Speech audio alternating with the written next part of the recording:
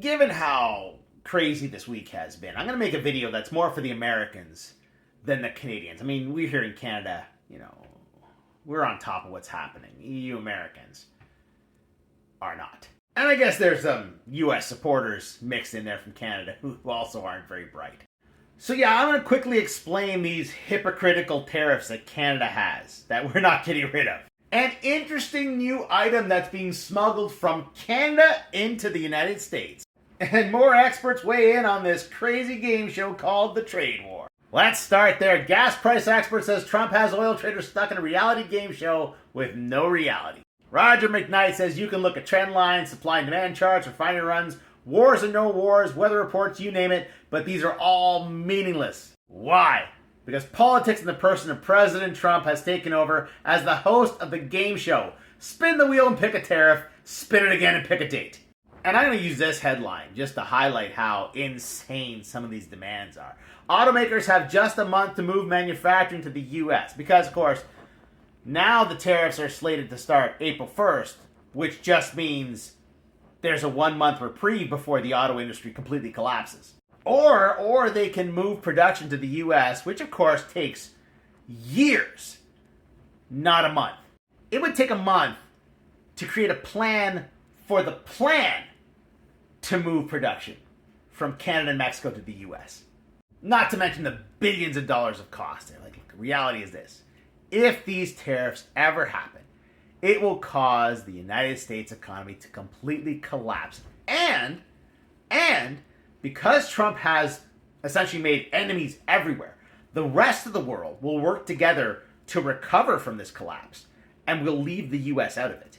And we've been called hypocrites because we have tariffs in certain places that Trump is very upset about, especially the milk and the lumber. Let's just reiterate where we are right now. The White House now says there will be no tariffs on goods from Canada and Mexico that claim and qualify for preference under the Canada-US-Mexico agreement. That's this stuff from the chart I showed yesterday. It's from RBC's Forward Guidance. That's already under the USMCA. This is the stuff that qualifies under the USMCA, and then there's that little sliver there. That's the stuff that Trump is upset about.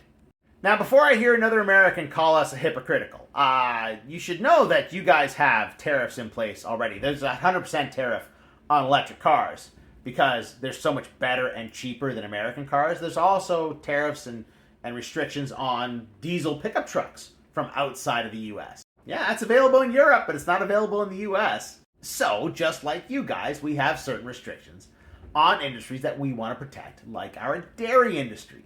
And getting rid of that is not a simple wave of the wand. We in Canada have a completely different system. Canada operates under a supply management system that limits production, sets prices, and restricts imports. We protect our dairy industry. But beyond that, there's like veterinary restrictions as well. We have limits on what can go into the cows that make the milk. We're not getting rid of that. You guys would have to change your system to match ours. We're not changing our system to match yours. No. And on that note, I want to point out there's a new substance going across the border from Canada into the US. This is a legit problem. This product's being seized the most by the US at the Canadian border. There's a massive increase in this illegal substance going across the border from Canada into the US. What is it?